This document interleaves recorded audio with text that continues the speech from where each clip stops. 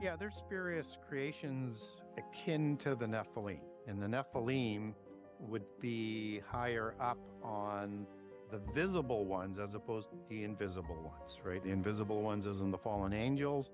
And I guess you might include the disembodied spirits, but they're essentially the giants. So they're lower than the hierarchical order of the fallen angels, and they're higher than the elementals, which the fairies would fall into. And in book one, I talk about three groups of elementals: good-looking ones like Tinkerbell is portrayed as, or a fairy queen sort of imagery, right?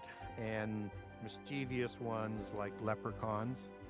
And within those groups, they have many different kinds of those sort of central themes, and it's the same on all continents around the world, and it's a common legacy that goes back into prehistory. Time is ticking away. Welcome to the Strange O'Clock podcast with Michael and Jeri.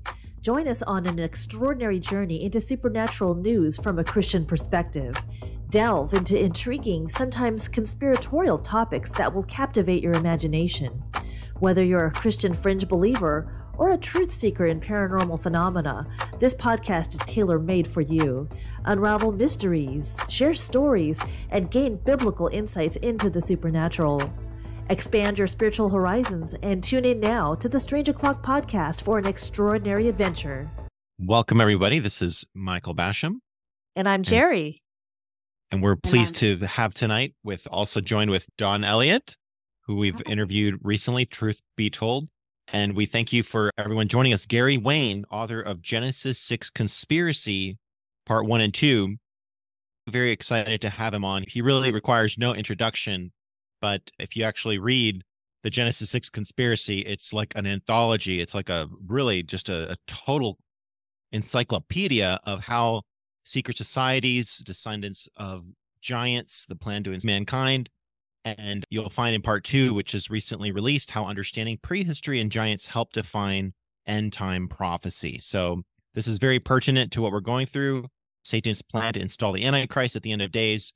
It's going to be really exciting to talk to our favorite Christian contrarian. Thank you so much, Gary, for joining us. And we're going to really learn a lot today. We've interviewed you. I've interviewed you on my show years ago when I was in Hawaii. And I'm very excited. It's Michael Basham with the Spirit Force and Fringe Radio Network. Gary, how are you doing? It's wonderful to see you.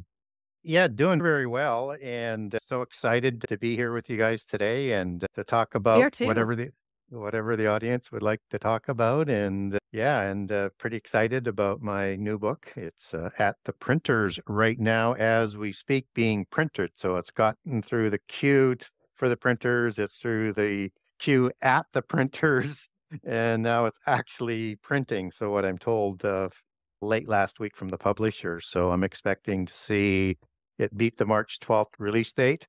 And it's a lot more hoops this time than I thought to get published, because things have changed on the publishing end with COVID. So there's a lack of labor, there's a lack of paper, and there's a lack of printers. So it's a long lineup to get published these days.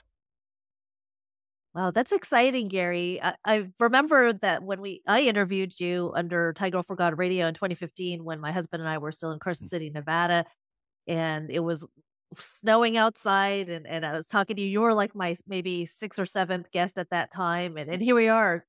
Fast forward to 2024. I just can't believe it. And I thank the Lord, thank Jesus that he's allowed us all to come together in this podcast. And I'm so glad also that Dawn Elliott is on board too. And she's a new podcaster. And go ahead, Dawn, to introduce yourself a little bit. Hi, I'm Dawn. I hope to start a podcast very soon. Probably called, working title is Transformed by the Light, but my YouTube name is Truth to Be Told if you see me. See me in chat rooms on YouTube. So amazing. Well, Gary, thank you so much again. We're honored to have you on board the Strange O'Clock podcast. So, Gary, please tell us what inspired you to write the Genesis 6 Conspiracy Part 2. Yeah, it's an interesting sort of path to go from 1 to 2, because I never said I would write a sequel to the Genesis 6 Conspiracy. And I had sort of other books that I thought I might do, depending on sort of the acceptance of the message and things like that. And so I was writing another book And I was struggling with it for 3 years. And I put a lot of work into it. I got 300 pages with it. I just wasn't happy with it. So I realized I was maybe pushing something uphill that maybe I wasn't ready for. And with the communication, whether it's on questions on podcasts or interaction with the audience or emails, social media in my group, was that there was an angst by the Christian community where they wanted a book that was more specific to Christians.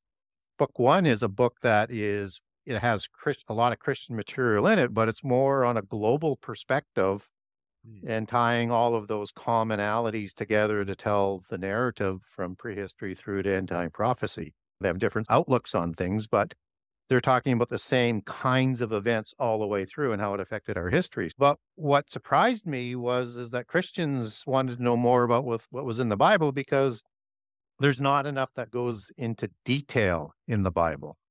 Right. And so I thought, well, okay, I mean, I heard that message, but I didn't want to be redundant. But that sort of hunger, that thirst to have somebody try and take on the Bible in a way that some people would shy away from, because it's a large book. There's a lot of information and it's hard to put it together. So I had to learn how to do the format on how to do that. So I changed the format. So now I'm doing a lot more scripture within the writing, but I've put the annotations into footnotes instead of endnotes, because there's so much information in the footnote. And it's right there for the reader at the time. They want to check the passage or the source or the definition of the word, the etymology, whatever I'm referencing, it's there because it's just packed with information, just like the first books. I developed that formatting and that sort of helped me. And then I understood how to do a mix of, writing and mixing in scripture to make it go. And so I decided, you know what? I'm having no success on this first book in terms of getting it on side with my mental position on what I wanted it to do. I'll do this book. And there's material I didn't put in the first book, so you can start with that. But I wanted to give something special to Christians, and I wanted them to take them deeper into the Bible than anybody's ever gone before. I want them to get behind the language of the modern translations and get into the detail of the Greek words and the Hebrew words. And I wanted to explore the angelic hierarchy, which is the backdrop to everything. And I wanted people to understand that why we're here is that we are, as Adamites, as descendants of the Adamites, we are the resolution to the angelic rebellion. It's our raison d'etre. So it's our reason of being. So we need to understand that and put the whole Bible in context of what happened in prehistory as to what rolled forward and why there's an end time. And if you don't understand prehistory, you don't understand history, and you don't understand the end time. And to underline terms in that prehistory that would define end time prophecy. So not only did I want to connect more information from the Bible, but I also wanted to connect it to end time prophecy. So I do that in the latter half of the book, and I lay down my approach in prophecy.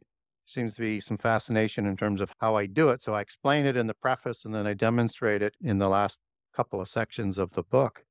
And within the context, I wanted to talk about the whole hierarchy of the angelic order, the rank and the orders and the names. And then I wanted to carry that over to explain the fallen Nephilim side. Nephilim is the root for Nephilim, which mean fall or fallen ones with the I am male plural, just as when Satan falls from heaven in Isaiah 14, that's the Hebrew word nephal. So it makes sense when you start to understand it. Attention podcast enthusiasts and believers in independent media. Donate to our Strange O'Clock podcast with Michael and Jeri to support our growth and independence. Your contribution ensures ad-free content and covers expenses like web hosting, design, editing, and upgraded equipment. By supporting us, you foster quality Christian content that challenges secular media and draws people to Jesus, as evidenced by the messages and reviews we've received with gratitude. Our unique perspective embraces a supernatural worldview, offering fresh insights. Your generosity means the world to us. Together, let's make a difference in the media landscape. Join us on this extraordinary journey. go to strangeoclock.com. And it's a source word for Nephilim, but it's only partially the meaning because it's a standalone word in itself. It just evolves out of Nephal, or Nepal, as it would go back to original Semitic, if some people are really into the history of it. So I understand that. My sources has it pronounced with an F. I understand the original Semitic was a P sound, so I'm not naive to that.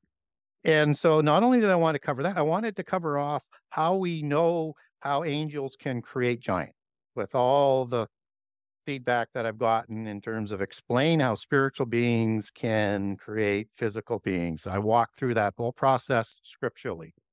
I wanted to explain how many kinds of giants there were in the Bible, how many different names of the tribes. We understand Nephilim, we understand Rephaim to a certain extent, and I wanted to note the difference. And the tribes that weren't called giant, how do we establish them as giants? And then there's this confusion between giants and hybrid giants that I found the Christian community had. So I wanted to explain how the hybrids come out. Those are the 7 to 9 foot giants that are smaller than the larger giants, how and why that came about. And then I wanted to roll that forward and explain all the giant wars in the Bible, right from Genesis 14 at the start of the covenant being given with Abraham, right through to the Exodus and all the wars there, and then the wars of the judges, and then the wars of King David and the wars of King Solomon. I cover all of those campaigns in this book and explain how we know they're giants, just as I will take those patriarchless names of hybrids back to a patriarch for a hybrid nation, to a Rephaim patriarch, and I will even trace the Rephaim patriarchs back to a likely patriarchal name as the first of that giant that set up that tribe. And then I roll that, after explaining all that, I roll out how all of that information is important to understand prophecy and lay down a chronology based out of that. I know that's not the elevator version, but those are the goals that I had for it. So the difference is it's a Christian perspective, not a global perspective. And it goes deep into the Bible and gives you the things you need to do to understand prehistory and prophecy. So the subtitle to Genesis 6 Conspiracy Part 2 is How Understanding Prehistory and Giants Helps to Define End Time Prophecy. Very good. Very good. This is Very good. Makes me think about know thy enemy. So I guess today people are going through a lot, facing this darkening world, getting closer to the end, obviously, if we're not already in the midst of it. Do you think that these giants, are we engaging with them in a spiritual way today? Are we engaging with these spirits of the Nephilim in any way, shape, or form? Would this help us with our spiritual warfare in our prayer life to read Genesis 6 Conspiracy Part 2? Oh, I think so. I think so. And it's going to give you the information that you're not getting in the churches. The churches do a great job today, but they don't teach prehistory and they don't teach prophecy. And if they do mention it, it's done in a way that isn't connected to what they're teaching, and it's all interconnected. Yes, for disembodied spirits, you need to know where they come from. Are they human? Are they not? And I explain the difference there. And I explain that they actually come from the counterfeit spirits that were reproduced like a Xerox copy of the fallen angels into their spurious offspring, and that those spirits don't sleep. And there's different groups of those spirits, as I'll talk about in the new book. And there's a real interesting group that I get into. It's called the terrible ones, Really? that are talked about in Ezekiel 32 or Isaiah 14 and other passages. And Okay. that word terrible one has a really interesting name as it connects back to King Og. But specifically, these ones are described in Ezekiel 32 as the ones who were kings. So you have these mighty beings speaking from the pit prison to Pharaoh in that prophecy. That's the word, Hebrew word El. That's the angels. And then you have the terrible ones. And that's the Hebrew word arit, and aritim for terrible ones, as in the male plural.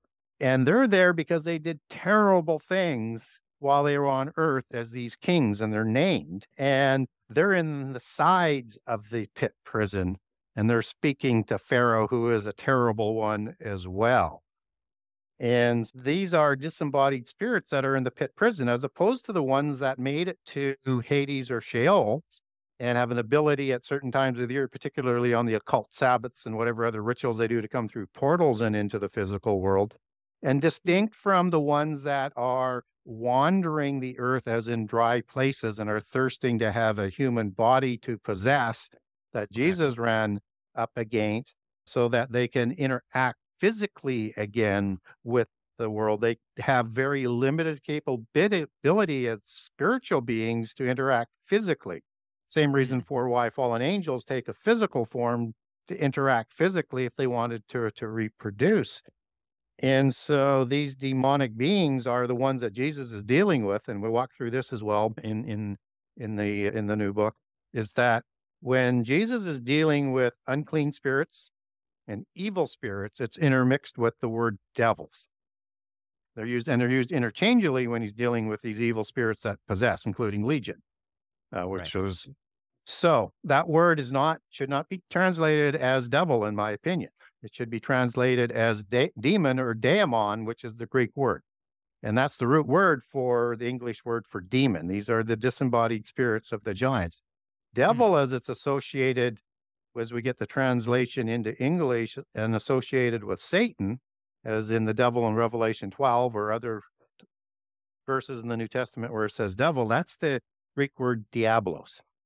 And he is he's the leader, as it's defined, of the angels, of the fallen angels, and the leader of the demons. In the hierarchy, they report to him as his messengers, his ones that do things for him, because he's the head of the whole order as he sits over the council of gods in Psalms 82.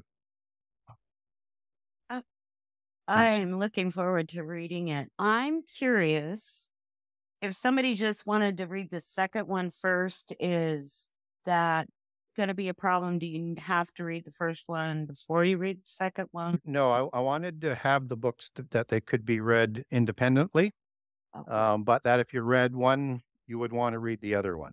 So there's a little bit of overlap, not much, just what needs to be there. And I have footnotes from book one so that people will get an idea. There's a lot more that is covered in that book about what I'm not going to spend a whole bunch of time on there. I'm just bridging a gap. So if you're a Christian and you are very familiar with the Bible, I would suggest that, and that doesn't mean that you know the etymology or anything like that, but just that you're very conversant with the Bible and have read it a lot, you can start with book two. And I would encourage most Christians to do, but if it's too much, you may want to go back to book one. That's a lighter introduction into the rabbit holes that are endless. Gary, one thing that I had heard or read was that a lot of these tribes in the Old Testament with the suffix of ites, like Amalekites or the Jebusites or whatever, that those are most likely Nephilim tribes. Is that correct? Is that true, Gary? Yeah, I was really shocked when I got onto social media, and that was the whole sort of rage. And because I was on social media before I published the book, and I didn't associate with the larger community, and I was shocked to hear that. And it sounds good because you have some names that are using the ite suffix in the Bible, but it doesn't stand up to scrutiny. So if you look at the Israelites, for example, are we now saying those are giants? That makes a lot of Probably, sense, Gary. probably What? not. And then with the Horim, you also have them classified as Horite. So why would they classify it with an IM and an ITES? Is that Right. saying there might be a hybrid, or they were confused as well? So I think the best suffix they ought to have used, and I use throughout my book and when I'm talking, is if I'm talking about a giant race, I'm going to use the I am plural.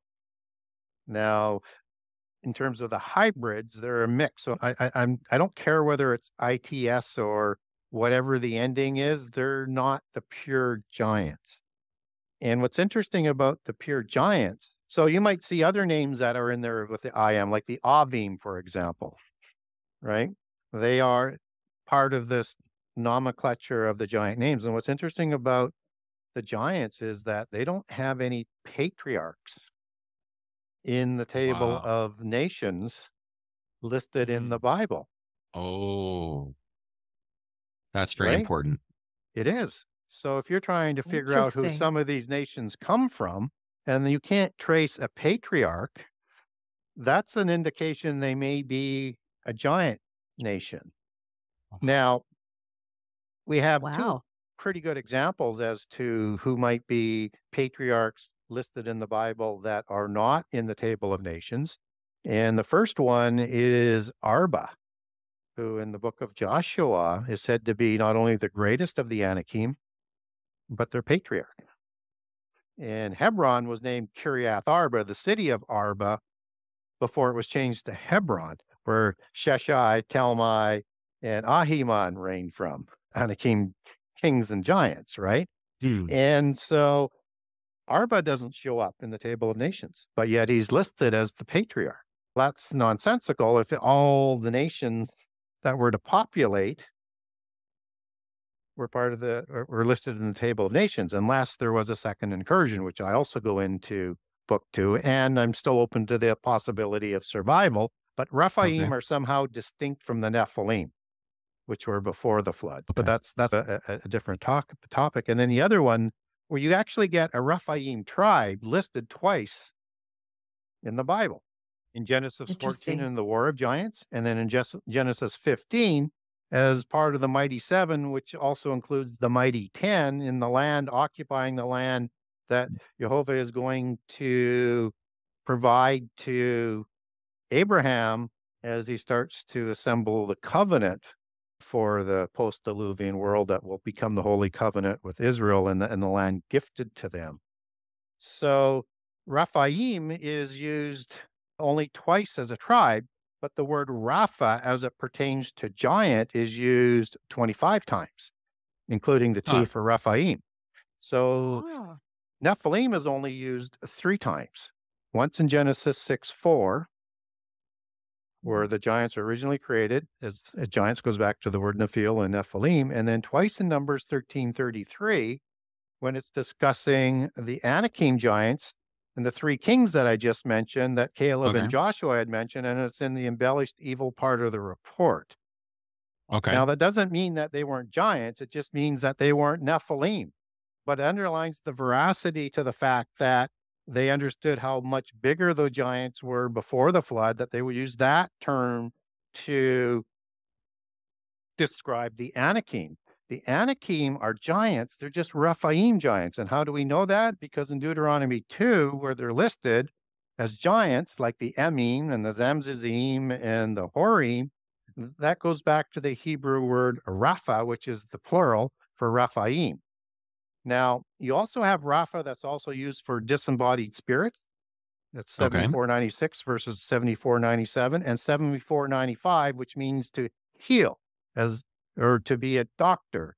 And that's the root word, and it has meanings that overlaps into the spirits, the demons of 7496 and the giants of 7497. And it is also the source word for a couple of people named Rapha in the Old Testament as well. So you have all those other meanings that are dancing around with the giants and the disembodied spirits that intermix, that gives you a lot more words. And the only other time in the KJV where you have giant translated into English is one time in the book of Joshua. And that comes from the Hebrew word gibur, which is the male plural gibberim, used to describe giants in Genesis 6:4. And that one's sort of up in the air. Is it describing a giant or just a mighty one? Because gibberim shows up like 157 or 8 times in the Old Testament. A lot of times it's described for giants, but not always. So I'm just skimming. You have a really nice website that gives everyone a small, but still pretty conclusive glimpse into each chapter, which is very generous of you to make that available. I still recommend everybody go buy Genesis 6 Conspiracy Part 2 and 1, because I'd say, intersect in many different ways. Your head will spin if you try to absorb all this information at one time. So just take it as like a year project almost, to just do some research on the side. I wanted to ask you, Gary, about Have you heard of Michael Heiser and all this reversing Herman talk about the Elohim and any of that? Did you ever listen to any of his work? I never listened to his work. I never read his work. I understand Okay, a lot of great. I understand my research dovetails well with him. I understand some of my conclusions, let's say on Revelation and other things, don't coincide with Heiser. But as I understood, he was talking more from a Judaic perspective than a Christian perspective. So that would Oh, be why interesting. some of those changes might be there. And that's what I understand anyways. But I would Hmm. say my work would fit very well with his from what I know about it. And you're going to get Heiser on steroids in book 2. So for one example, and I heard a lot about his approach to the word Armageddon in the New Testament. And he took that back to the Council of the Assembly in Isaiah 14. Um, Okay.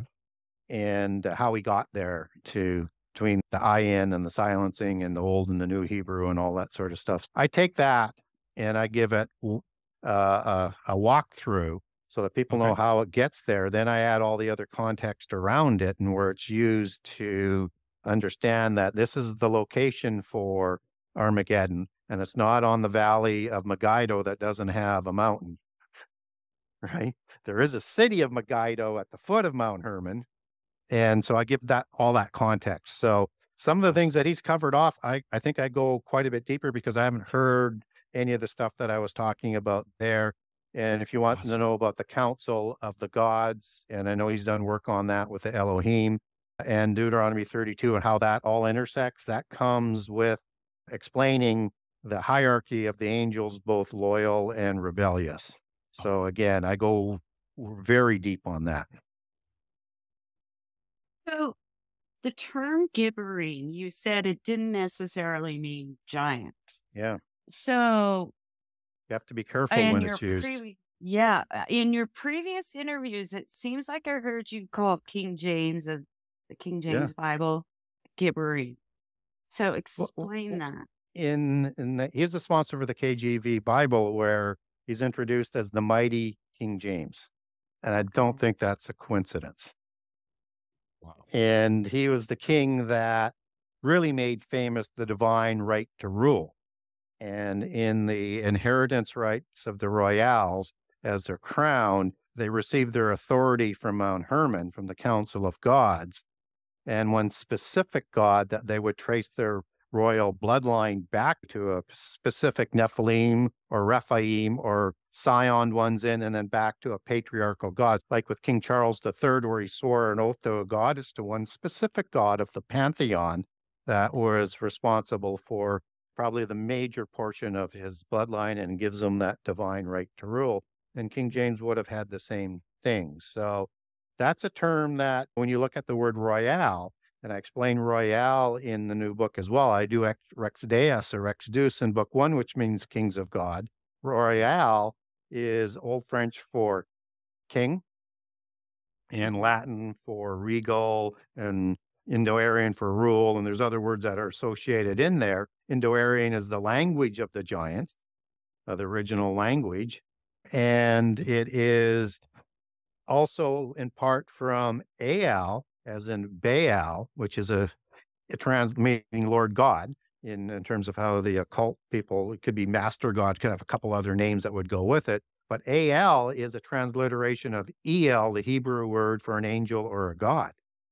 And so he is a royale and of a genealogical bloodline and back to a specific gens, whether it's an Elby gens or a Julia gens or an Elvin gens. They all have specific genes and a genealogy that they track back into prehistory. Okay. I heard you talk about the LB gens and the Julia gens.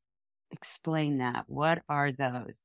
I have never heard those terms Yeah, before. it's in book 1 for LB gens. I cover it again in book 2, and then I add on the Julia gens and a couple other ones. So we'll take LB gens because and that's why I used it in the first book. But LB comes from a Latin word that means white, pale, hoary, words like that, just as giants had pale skin. Gens goes back to Latin as being from a specific genealogical line from one specific patriarch. So in that description, they're giving a lot about who they are, just as their heraldry in their coats of arms and standards will have taciturn imagery for their genealogies as well. And the Julia gens is specifically that people might know more as the Italian black nobility, understanding there's two different ones. There's the ones that are the merchants that moved over from the Middle East later. And then the Julia gens, which is the older black nobility within Italy. They take their genses back to Julius Caesar, Augustus, back to the senator families, back to Romulus and Remus. Wow. Amazing. Gary, I know that you are a pro with talking about the genesis, so to speak, of the different creatures such as giants slash Nephilim. And so if we go to the opposite extreme, which is the very little creatures like fairies, dwarves, and elves, can you speak about their beginnings and are they part of the factions? Are they part of the factions that are warring against other tribes of giants, or are they warring against themselves? Can you talk about them? Yeah, they're spurious creations akin to the Nephilim. And the Nephilim would be higher up on the visible ones as opposed to the invisible ones, right? The invisible ones is in the fallen angels.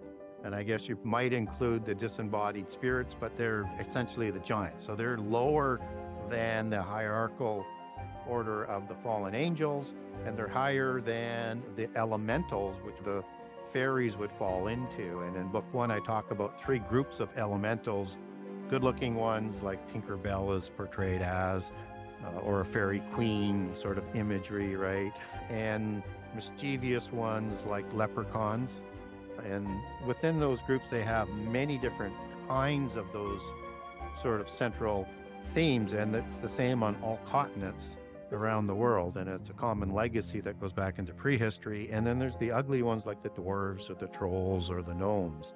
And then the grays of the gray gnomes. And I put in first book one descriptions of fairy encounters, and they look identical to the grays of the alien mythos. And they come through fairy portals or fairy dolmens or fairy mounds with unidentified flying aircraft or UFOs as we understand them today. They kidnap people, they do sexual experimentation on them. The people go back without a memory, and they're trying to renew their DNA. So they're part of the hierarchy. They're just at the lower level. And the fourth group, which I talk about in book two, is the salamanders, which are larger than the elemental little ones, and they are taller than humans, and they are reptilian. And they're the ones that seem to be part of the underground sightings and also part of the alien mythos as well. So you have a hierarchy of visible ones that include the descendants of the royals who have their own councils and thrones and rule from the earth. And they're doing the bidding of the invisible ones. And then these other groups are coming through from other dimensions and aiding support to the royals who rule this world and doing the bidding of their masters, who are the invisible ones. It's interesting that in books and movies and such, these different entities and creatures, elves, dwarves, fairies, giants, reptilians, they're in a lot of these sci-fi and fantasy movies and books. And it's interesting that just the Israelites' history with the Bible and the Hebrew Judeo-Christian religion is basically handed down from the beginning to us today. The occult, different entities and creatures and what have you, that their lore and their legacy is also told in lots of movies and books to this day as well. So that's interesting. Yeah. And we get biblically some validation, just as we can make a connection. I have a great document for people if they want to get the demon document from me, how we know these are the disembodied spirits of giants. And I take that back biblically, explain it in the new book as well. But we also get elementals in the New Testament. And there's two kinds of elementals that are explained. One is for the elemental parts of the universe and stuff like that. But the other ones, like that's saying like in the book of Galatians, and it can also be translated as rudiments, and it goes back to, I think, stoichein in Greek. And Okay. these are the ones that we are in bondage to. That's part of the hierarchy. Okay. Amazing. Thank you so much. And I go through that in book 2 as well. Very important for the Christian that is in the spiritual warfare to know that there's a difference. And Jesus seemed to know about a different type of demon. He said this kind goes out not by anything but prayer and fasting. And he talked about the desert places. And you're providing a historical context and really doing a ton of outside research and connecting what does this tribe or this name come from? And then how do you know which books are legit that you want to include and talk about historically? Basically, you're going into ancient Palestinian, Egyptian, everything. Yeah. So first criteria, because you can get a lot of sourcing. It's just, do you want to use it or not? But my first criteria is, do we have any sort of reference to this in the Bible? Because I would like to take everything back. And does it not only have a reference, but is that reference fitting? Does it fit to what the Bible is talking about, to what the source is talking about, from a polytheist perspective to what we're told from a monotheist teaching in our scripture? So that's the first thing I do. And then I look at how much detail and how much backup support it would have in that I might want to use it, for example. So if I'm talking about the hybrids of the giants who had to, because of a fertile issue after the flood, intermarry with humans lest they go extinct. And we can talk about how they were infertile, if you like. Yeah. And I'll come back to that then. But these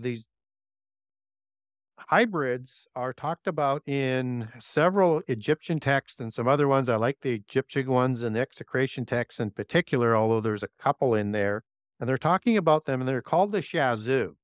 And they populate the covenant land, and they are inclusive of the Amorites, patriarchless people listed in the Canaanite tribes. There are 3 patriarchs, Canaan, Heth, and Sidon, and then there's 9 patriarchs who don't have a name. The only patriarchs of the 70 listed in the Table of Nations that don't have a patriarch. And explain how that comes about in the new book. So, but anyways, and they include Canaanites and they include other people as these Shazu, and they were 7 to 9 feet tall. Wow. And lived amongst the Anakim, Lelanik, as they're called in the extrication text. And so I make all of those connections. Not only do you get dimensions, you get locations, you get names, and you get things that fit with biblical history in those locations. That's the standard that I like to use. If I want to go to, let's say, put in more about the Rephaim, I'm going to go to the Old Semitic Ugaritic text, which was located between Tyre and Mount Hermon, where it has Baal and Ashtaroth and El and all of the Canaanite pantheon talked about. But this is a post-Diluvian document versus antediluvian. And you have the creation of the Rephaim, RPM, as it's transliterated Ugaritic text, Rapiu or Rapium for Rephaim, just as that H is hard and silent as it gets into newer Hebrew. And Hebrew is part of the Semitic languages. These are the ones where you get the applications of the 3 meanings of Rephaim as dynastic kings, as the assembly of Datanu, that's the assembly of God, the offspring of Baal and Ashtaroth, both creating giants after the flood. They are giants and they are healers, and they can heal people, and they can go back and forth between Hades or Sheol, or as Baal would go through the cave at Mount Hermon on a daily basis to inspect both of his kingdoms. And that even as disembodied spirits, they're helped into, at the funeral rites, taken into the other world, and they have the ability to come back and forth. And these are the spirits of the Rephaim when they die that they're talking about. So locations, you get names, you get the Baal pantheon, you get records that are parallel and telling the same story that the Bible tells us, but from a polytheist lens. And I use some words and things to cover off giants in Mesopotamia and try and link that back in. Absolutely. And the Ugaritic text also has an Epic of Gilgamesh, which is the same kind of accounting. And you can use that as a parallel example. And then I'll even bring in some of the Greek giants, post-Diluvian giants, and how they talk about giants that were created that went extinct before the flood. And there was a new race of giants created by the offspring gods after the flood, just as you get the same story with the Ugaritic text and the same story that we learned with the Rephaim in the Old Testament, and a good case for second incursion. Count the offspring God. There's so much here. My brain is going, wait, what's that? What does that mean? I'm sorry. I would be representative, that audience member that had never read the book. In polytheism, we get gods like in the Canaanite pantheon, from a biblical perspective, that would have a parent god named El, and then a pantheon of gods that ruled before the flood. And El created giants before the flood. And then Baal is one of his sons, as is Mot, as is Melkart. And these are offspring gods. And in their belief system, or the mythos that comes down, is they procreated with other angels to create these offspring giants in the physical world. I don't think they are. I think they're just part of the larger fallen angels, but that's their reasoning for how they get there. And so in the Greek pantheon, for example, you have Kronos and Gaia, which are parent gods, and a whole host of Olympian gods that are overthrown, just as with Baal taking over from Aal after the flood. You have Zeus and Aphrodite and Poseidon and all of these gods that are post-Diluvian giants that are all offspring gods.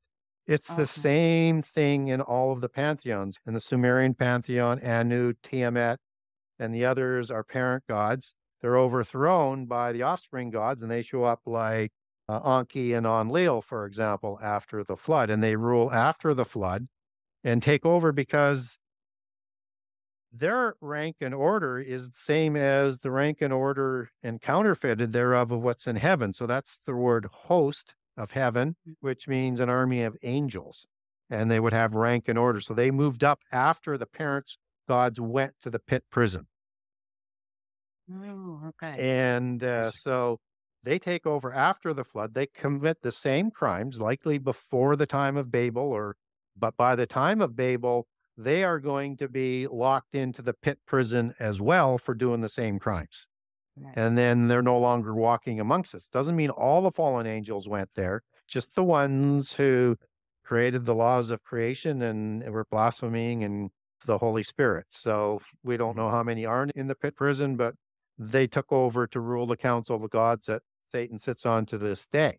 So we know that's likely what happened there. So it's very important to understand offspring gods and parent gods, because the offspring gods lived before the flood. They just weren't in power and didn't commit the crimes.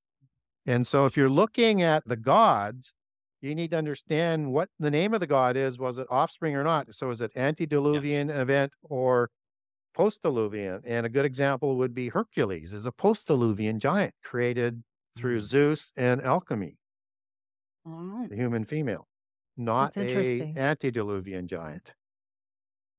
That's very interesting that we need to wrap our heads around the fact that the fallen angels set themselves up as gods and goddesses, and then their offspring, who were the Nephilim, they also set themselves up as gods and goddesses. Yes, as their divine representatives. Yes, as their divine representatives. Okay, so that's interesting.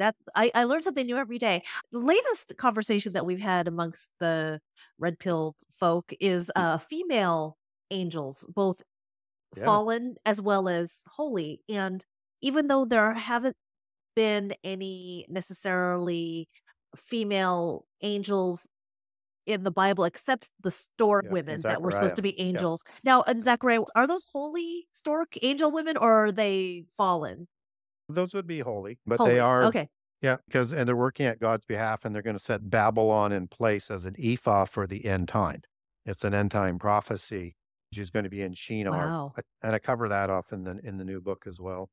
We can't wait to read it. But here's what's going on is that they can take a form that they want, of any form, in the physical world. And they create an oiketerion, as I call it, a dwelling place for their spirit. Just as you have an oiketerion in heaven, that's the word that's used in Jude 1:6 and 2 Corinthians 5:2. And Jude 1:6 is the habitation that they left.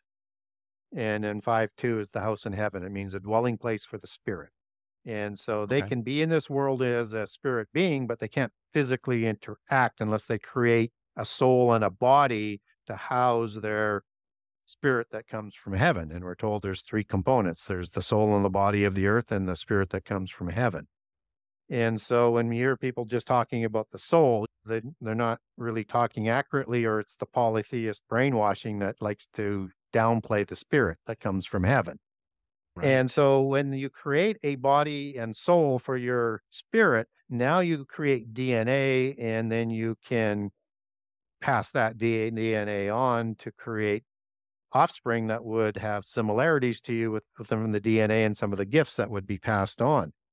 Now, when we look at what they can do, they can also take a gender of their form. So when they took a form, you could look at Isis after the flood as the counterpart of Osiris. That is, in their understanding, the fertility goddess and the Holy Spirit. Okay, so this is the counterfeiting of part of the counterfeiting of the blasphemies of the Holy Spirit. Yes. Creating something in place of her. So Sophia, the goddess of wisdom and the female mother goddess, noting that wisdom is also understood as Sophia in the New Testament. That's the Greek word for it. And that Sophia was the bringer of knowledge and understood as the Holy Spirit, did the same things as the Holy Spirit, and produced through this nebulous life force in Gnosticism the 12 archons that included Satan and the God of the Bible, who they say went rogue. And so this is a complete sort of counterfeiting, and she's the one who supplies this sort of the source of all knowledge, right? Just as the Atman or the Atma particle or the Brahman or the divine essence in New Age is the same sort of understanding. So when we get the wisdom of the world presented in the 7 sacred sciences and liberal arts of today, it's guided by philosophy, the love of Sophia. Interesting. Philos. Oh my gosh, I never thought about that. Wow. I think there's a class, there's a educational course that's Sophia or something like that. Yeah. Or the religion of theosophy, the god, literally Sophia, God or goddess Sophia.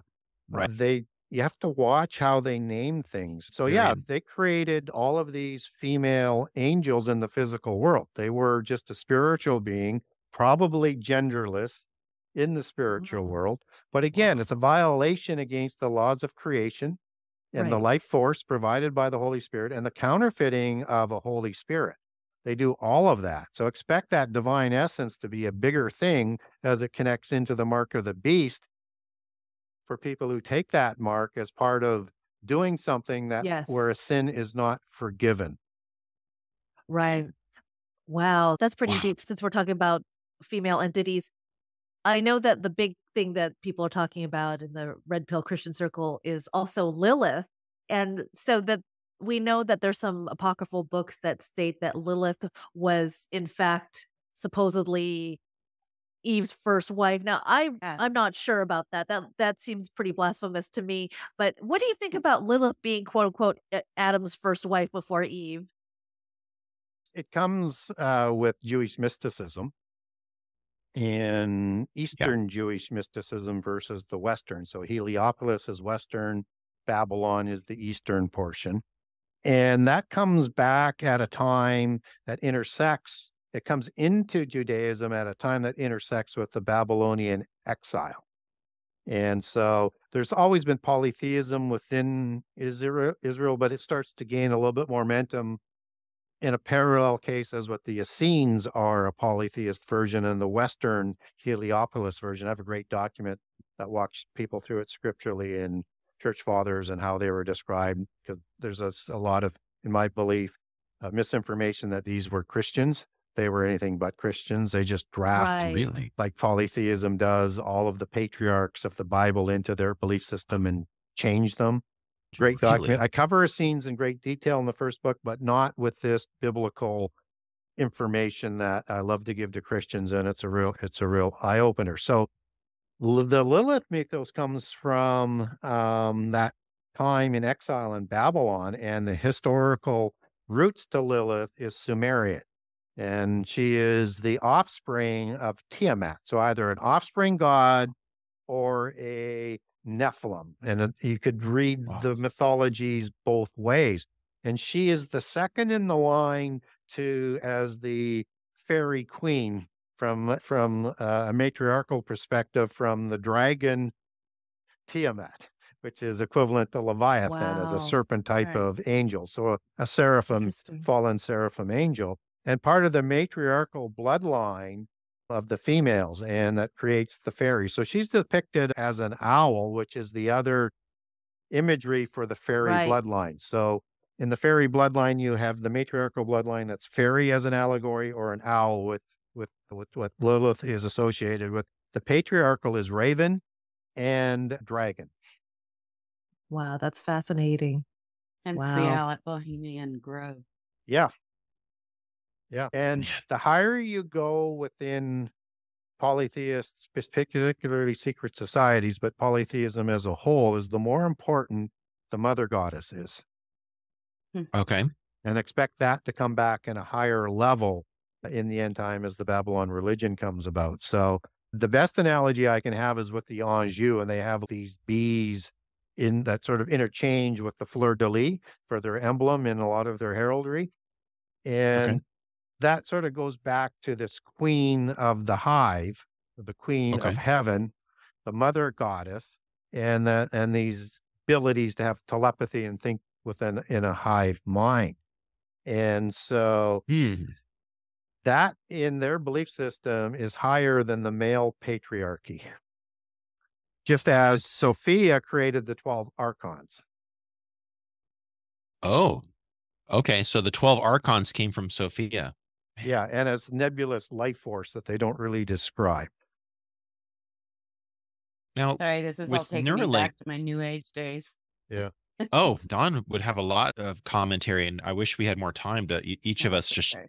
I'll have to do like an after party show with my boys and discuss all this, and maybe we can do a little reading of quotes and things. But Gary, when you look at the news today, and maybe not even just the news, but just the way that technology is advancing and just going leaps and bounds with AI and Neuralink, and I want to believe that Elon has the best intentions. It looks pretty cool every day, whatever I see, but there's this concept of us melding our minds together to do things and becoming that hive mind that you mentioned. Is that the first thing that kind of pops in your head is your research where you look at this kind of thing?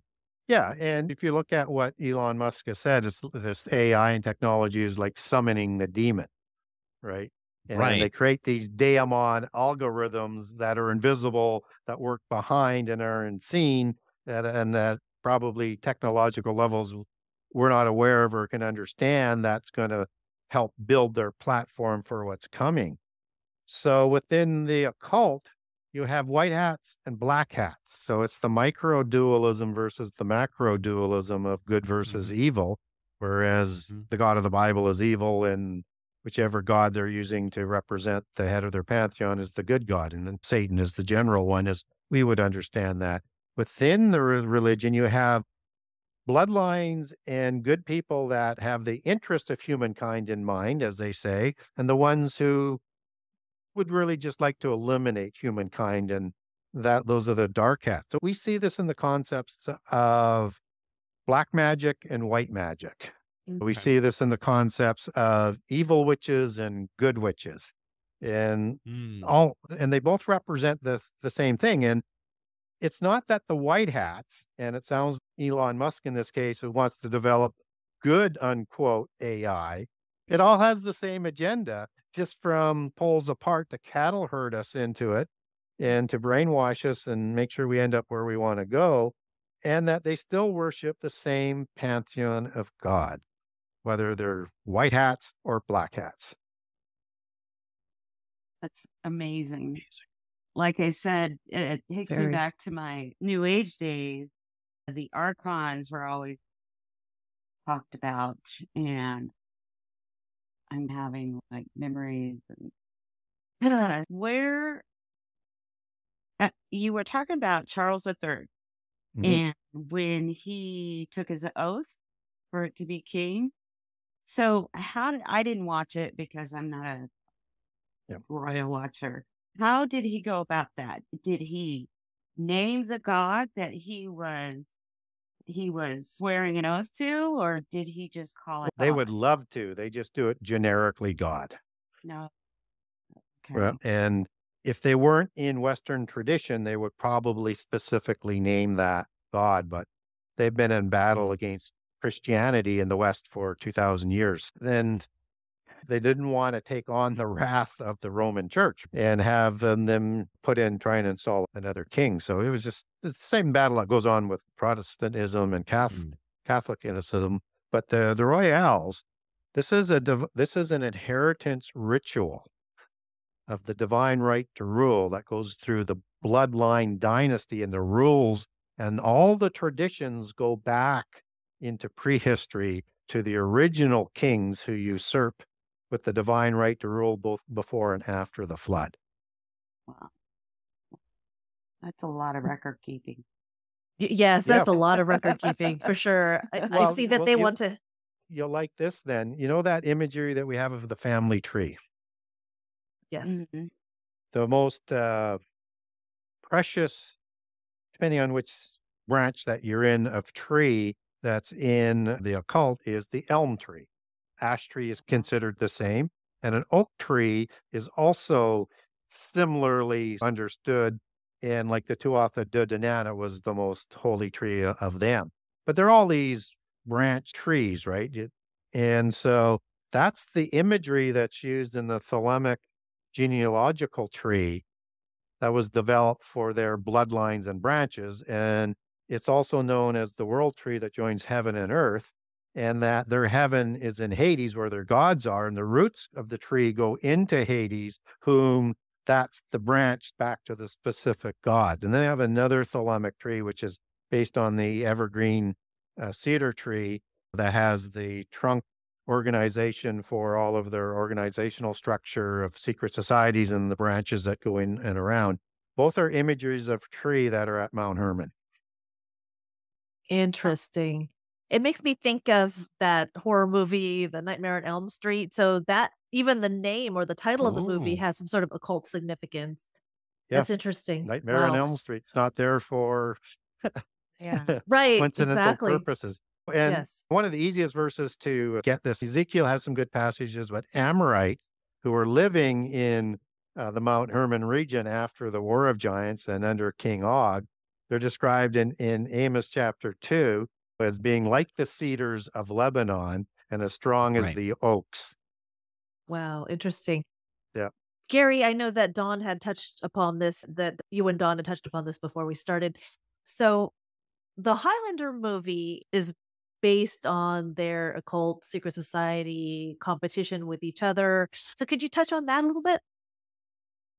Understand all occult literature has a fairy tale structure to it, so that it's got an interesting story, and that the meanings are hidden in the allegories, in the imagery, and the things that are shown throughout the movie or the TV series or the writing. And so the adepts understand those meanings and they get the true story. So this has been boiled down to, I think, as being representative Antichrist type figures where there can only be one. So just as you have all of these bloodlines from around the world, they're all rivals, but there can only be one dynastic family in the new age or the new Atlantis or the new counterfeit millennium that they're offering.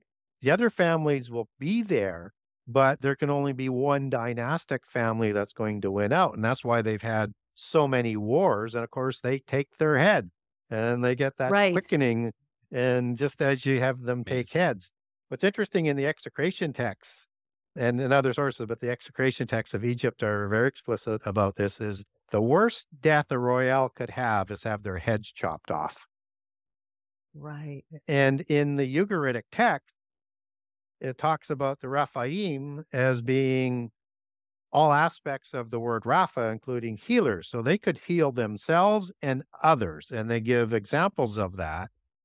and that it's thought that unless you took them by chopping their head, that they had ability to repair their parts. So if you chopped off their hand or gave them a wound, Wow. unless it was so sudden and so Wow. quick, they could heal themselves. Some people believe through technology like the sarcophagi or the sarcophagus, perhaps, but we don't get that out of prehistory. We just know that they had the ability to repair themselves. So even when David goes and he slays Goliath with the stone, Right. and he doesn't use the other 5 stones. He's saving those other 4 to bring down one of the other 5 Rephaim kings of the Philistine Pentapolis if they show up as well to come down onto the battlefield. But then he takes the sword of Goliath and chops Goliath's head off.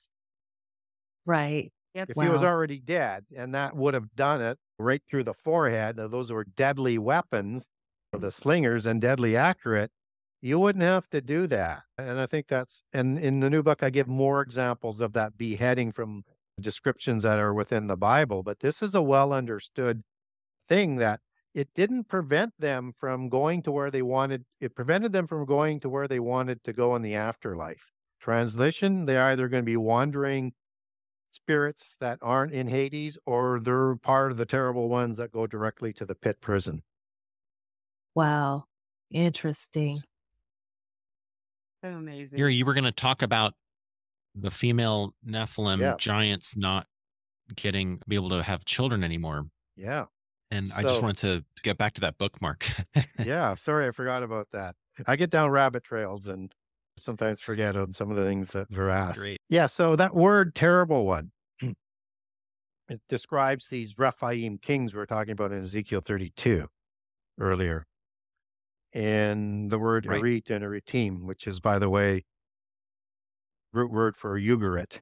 Erit as the second word, and Ug or Og being the first word. So it was probably the city of Og, the terrible one, before he moved to Mount Hermon after the War of Giants when most of the Rephaim were wiped out. But the word Okay. erit, it would be like Kiriath Ug Erit, city of Og, the terrible one. And he's a Rephaim. He's the last of the Rephaim of the first generation, as he's described biblically.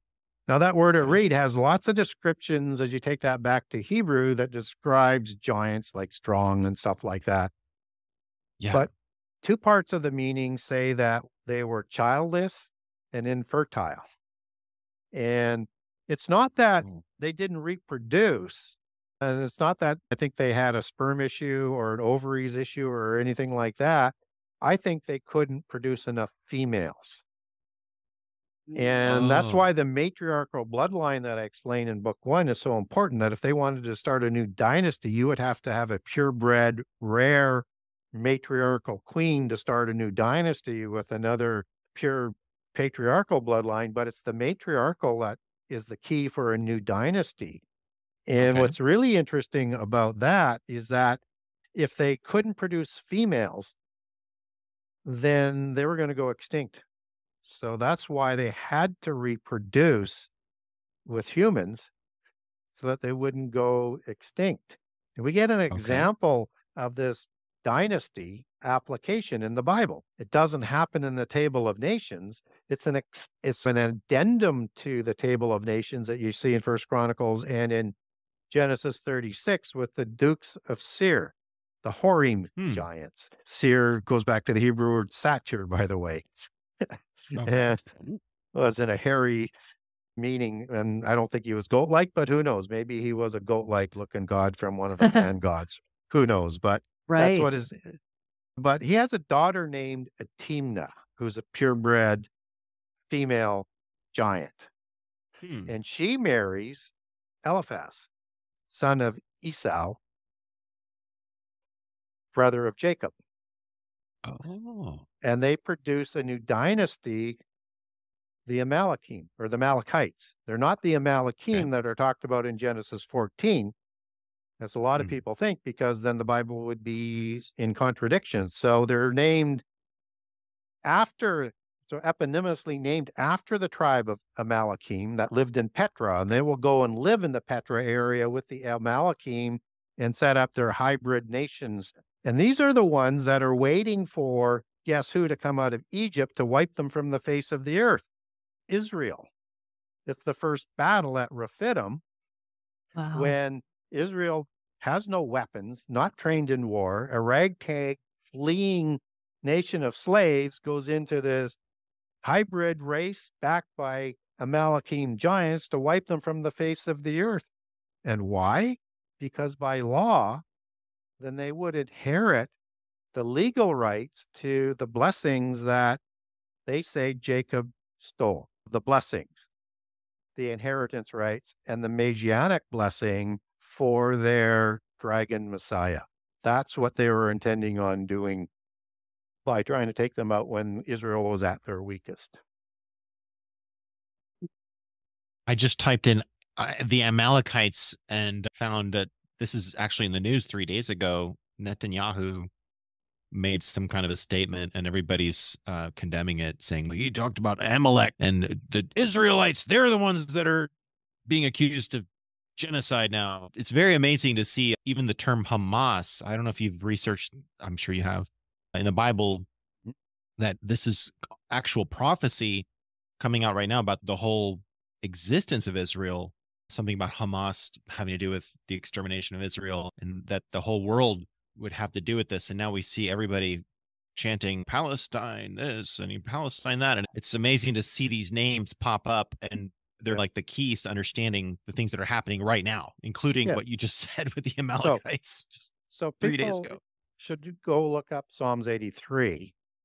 And when it talks about this conspiracy in the times of David, so this is a continuing transgenerational blood oath that I talk about in book 1, and I continue into book 2, to wipe Israel and Christians from the face of the earth, because that's the only way to ensure that, in their belief, that we can't reach our destiny of being resurrected to be like angels in the future time as the inheritors of eternity. So in Psalms 83, it lists a bunch of nations that are conspiring to wipe them from the face of the earth. Now, what's interesting, if we look at the Palestinians, they're part of that nation that's listed there, and that's the Philistines. And the Philistines were hybrid humans, because we trace them back to the Table of Nations, but in their migrations, they moved to Crete through southern Canaan into Egypt and then into Crete. And there they intermarry with some of these dark-haired giants that I talk about in the new book. And these are people like the Cherithim, the Caphtorim, the Casualhim, the Pelishim, and create a hybrid race. And when they migrate back to the covenant land and expropriate that land in Gaza after the Santorini disasters and before the Exodus, these are the groups that are going to push out the Avim, most of the Avim and most of the Anakim from that area, although the Anakim and the Avim will maintain part of the Pentapolis, 3 of the 5 cities, just as Gath is an Anakim city, for example. I explain all of this in the new book. And that these are the descendants of the Palestinians who tried to wipe Israel from the face of the earth all throughout the book of Judges and all the way through to King David and King Solomon, which is why I have all the different campaigns on there. So to have them swear a transgenerational oath in their constitution to wipe Israel from the face of the earth ought not to be surprising. One of the other nations in there, enlisted in that conspiracy, is the nation of Tyre. And of course, Hezbollah is located where the empire of Tyre was located, and they've sworn an oath to wipe Israel from the face of the earth, and they're attacking Israel at the same time. This blood oath will boil over in the end time again. Seems like it's already begun. Yeah. I can't wait to read the book. I'm really looking forward to it. Me too. I can't wait to get my hands on it as well. I have an autographed copy of the Genesis 1 conspiracy back in 2015. Nice. Thank you, Gary, for sending that to me back then. And I haven't gone through it all, but I've read portions of it.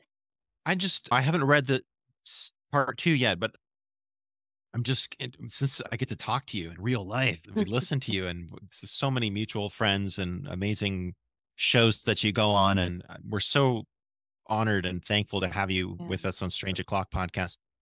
I'm interested as far as a Christian that I try to spend my time absorbing the word and getting fed. And we're going into spiritual warfare, fighting demons and witches and the spiritual dimensions and these other dimensions. And when it comes to looking at the hierarchy of angels, for example, just to take one, when we look at the enemy's camp, which you're an expert at, can we take that same kind of equation and look at the Lord's angels and how his hierarchy works and some of these mysteries about the temple and the New Jerusalem and the lampstands? And when you read the Bible, do you see both sides mirror, or? Yeah, what I would How do you say look at this that? is that the information that we get is in the Bible is essentially the order that's in heaven. And how we translate that is that the fallen ones counterfeit everything. So they set it up in the same way. So the words that we're using, if you're going to use the word watchers, we're going to see at the top 4 groups of watchers on both. And they're going to Okay. be the Ophanim, cherubim, archangels, and seraphim. And in how I explain it, it's different than the standard 3, 3, and 3, because you got 4 groups of watchers. And I explain how we know that in the new book. And then you have other groups underneath. So you're going to have Icarus, mighty angels. You're going to have Dunamis. You're going to have Excusia, Arche, all these different groups. And we get most of the additional names of the lower levels explained in the New Testament. And we get all of the archangels that are at the top level explained in the Old Testament. And for people who say, oh, I've never heard of Ophanim, how do you say that's in the book? It is. It's just not translated into English. So in Ezekiel 1, 3, and 10, you have the vision that Ezekiel has that has the throne of God with the cherubim, just as the cherubim pull that chariot as they're described in the book of Psalms. And that you also have an angel that is in the wheels. And one of those faces of that angel is a cherubim, which is different than the 4 faces of a cherubim. Now, in the wheels as they're going round and around, that's the Hebrew word Gilgal, as in Gilgal Raphaim, or the wheel of the giants, right? So Gilgal means wheel.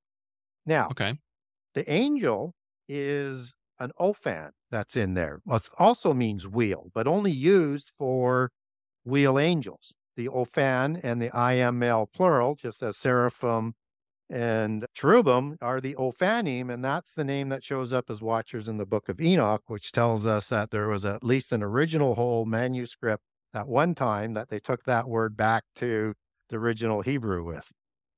So, and then these other ones are laid out in the New Testament, but they're translated poorly. So they give you multiple different English translations for the same word. So it might show up as 3 different translated words, and then they confuse powers with other groups. So you have to go back to the original Hebrew to find the consistency and then to reestablish the order after that. Wow. So do you think that in Revelation, where there's widespread worldwide persecution of Christians that refuse to take the mark of the beast or the number of his name in Revelation, that do you think that the global beheading of Christians is a revenge of the occult Nephilim that have been beheaded by people like David and what have you, that it's like their one last hurrah to really like get their revenge? Do you think that this is a vengeful thing from the Antichrist, who is of the bloodline of the Nephilim, who were beheaded in the Old Testament by Israelites? Yeah, it's not quite as you laid it out, but there's some commonalities there. So they want to make sure that whoever they're eliminating doesn't come back, right? That's just to kill them, that they don't have some of this healing power to do so, because they will probably be eliminating descendants or people they believe as descendants that will have converted to monotheism. And so they don't want them to come back and war with them as disembodied spirits. So they're going to just chop everybody's heads off to be safe. And we get an interesting sort of example in the time of Jesus and John the Baptist. So as John the Baptist gets captured and Jesus is out teaching in the covenant land, and the Jewish king Herod, not the first Herod, but the second Herod, is going to have John the Baptist beheaded.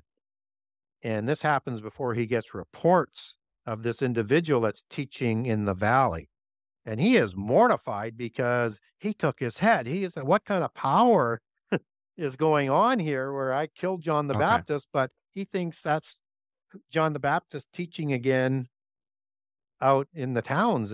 And so that is a witness to the belief that they have that you have to take the head to be safe, because if it is a giant sort of bloodline of a pure enough royale, that they won't go to sleep. That body will come back. And yes, I think it's connected to all of that, and that you may even have some of these disembodied spirits that are infecting humankind that aren't going along and maybe trying to find their way into salvation somehow, some way or not, but they can possess people and they'll want to make sure they die with that body as well or go to the pit prison.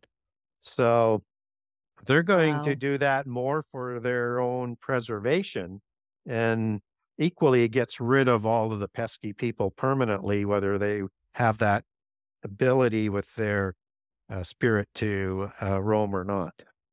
What I find interesting there is you mentioned earlier that it was a big deal for them to remove the head of a royal for the reasons you just discussed. And or quartering. Yeah. And at the end, or in the end times, and Christians are losing their heads, it's kind of backwards compliment, because we are the royal sons and daughter of God. Amen. So now you're talking. Amen, sister. Yeah. That's a great way to look at it. Yeah. So it was just a thought that occurred in my mind. Yeah. That's powerful. I think that needs to be reiterated, and we respect your time so much, Gary, and I hope everybody will go to Genesis6conspiracy.com with a six, number 6. Thank you for not titling it Genesis 6 conspiracy, like Genesis, like making the end of Genesis and then IX, like nothing cheesy like that. So just making sure. And it's a great honor to get to hang out with Gary Wayne and to be able to actually ask him questions. And in real life, it's like living in the podcast. And I hope that you'll join us, strangeoclock.com. Yes, please. Also become a patron. You can be a part of some of these private Zoom calls that will then be podcast later. Gary, would you like to just wrap up here? What's the final word here for people that are just like, oh my gosh? Like, is there any hope here, Gary? What? Are you Orthodox? Can I ask you that question too? What's the right church? Don't go to Jesuit, Catholic church. Where do we go? What church do we go to? I'm not for or against any church. If you can find one that teaches prophecy and not from a preconceived agenda, then go to that. You can worship God in any church. So I'm neither for or against any. I have surrendered to the fact that our ministers are not taught prehistory in prophecy in seminary schools, and they're instructed not to teach it. So you're never going to get the real whole context. So that's just too big of a wave to go up against. And you don't have to go to church to worship and to read the Bible, but it's helpful too. So just understand it's not going to fulfill your complete wish list if you do. And they all have issues for the most part. I'm sure there's some good ones out there, but not many.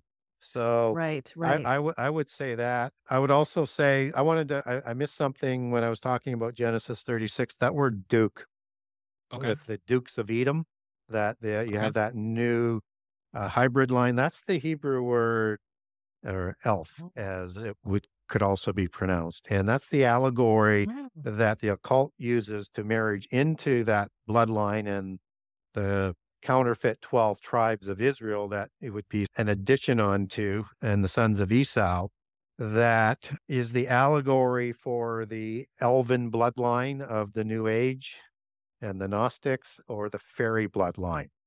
And so that word duke, it actually goes back to Elf. It means chief and a king, but it's translated as duke, and duke is a very important word when it comes to the royal order, especially the high level of dukes, because there's a lower level meaning of duke and a higher level meaning of duke as you move higher up. So they just love that translation, just like I'm sure unicorn went into the King James Version Bible for the mighty Prince James for a reason, because unicorn doesn't mean a horse with a horn, a single horn. It means a wild bull. It's an occult term for the stallions that the giants would ride into war, both before and after the flood, and also the horn as being a receptacle into another dimension where it receives knowledge from a unicorn, angelic-like being, which is an allegory in the occult for a cherubim. Oh, interesting. And I never knew that.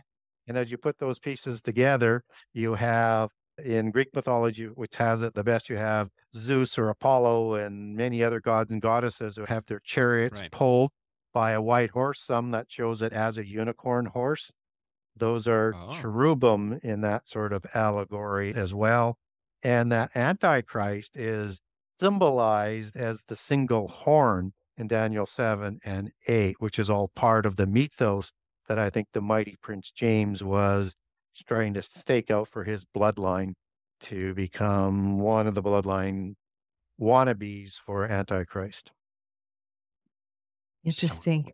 Thank you so much, Gary. You did an excellent job as usual. We're excited to buy and read your Genesis 6 Conspiracy 1 and 2. I already have one, but Don will, and Michael and I will have to catch up and reading your book. And quick question. Do you have any on audiobook by any chance? Read by a narrator or by yourself? We'll see whether or not we can get one done. It's a very complicated book to do, especially with all the footnotes. And if you want to get that in, I've had a lot of people look at book one. They just say the high cost to expected return, because audio is actually quite a small part of the market. So they have to match that up. I've had a lot of people try, though, including a year and a half ago now, who had it complete, a European group of Christians. And after they got it all done, they let me know. And they said, we're going to get it out. And then I got an email about a week later, and they said, it's been wiped from our computer. Oh my goodness. Yeah. What? Unbelievable. Oh my gosh. Those darn elves. The elves. Those Dukes did. They were devastated. But that's so I would love hundreds it. of hours. It's very difficult to produce, and that's the trouble. So I wish we could. Pronunciations of the names. I will continue to try. I've offered it out. I don't need a royalty on it. Just do it if you want to do it. Awesome. I'm fine with that, because I just want to get the information out. For book 2, if people are wanting to get a signed copy pre-ordered, and you can go to my website and you can order a pre-order for the book, or you can order a signed copy of book 1. You can also link over to barnesandnoble.com, amazon.com, amazon.ca, and for the Kindle version. And when the book is ready for production, there'll be Kindle for book 2 as well. And if you live in Canada, if you want a signed copy, there's a Canadian page to go to. There's a US page if you're in the US. If you're anywhere else in the world, there's an international page. So if you want to get a signed copy, that's how you get it, just through my website. Awesome. Wonderful. Thank you so much, Gary, for your time. We had a wonderful time with you. As usual, you are a wealth of information, and you're one of a kind. There's probably no other person on the face of this earth that, besides the people of the occult bloodline, that know as much about them as you do. So we really appreciate you from the bottom of our hearts. Thank you. We're honored. It was a pleasure talking to you. Yeah, so yes, people, please go to Gary's website, genesis6conspiracy.com, and pre-order Genesis 6 Part 2. And I promise you, you will not be disappointed. Some people have read it within a matter of days because it's so absorbing and amazing and interesting. We need to get these. Your books need to be in the hands of pastors. Like, we need to specifically target those pastors and be like, look, you need these books. Get them both books. And that's just a matter of the people listening and ourselves to get the word out. But again, my mom told me, Michael, have you heard of Genesis 6 conspiracy? Gary Wayne. I'm like, Mom, don't you listen to Spirit Force? Yes. But she's digging around that much, like it's getting out there. That's the cool thing, is that your name and work it's really influencing a lot of people. Right. All right. Thank you very much, everyone, for listening to the Strange O'Clock podcast with Michael and Jeri and Dawn Elliott and today's guest, Gary Wayne. Please don't forget to visit strangeoclock.com and become a patron on Patreon. Thank you so much. Thank you so much, everybody. And have a strange and spirit-filled morning, afternoon, or evening wherever you are at in the world, folks. Bye.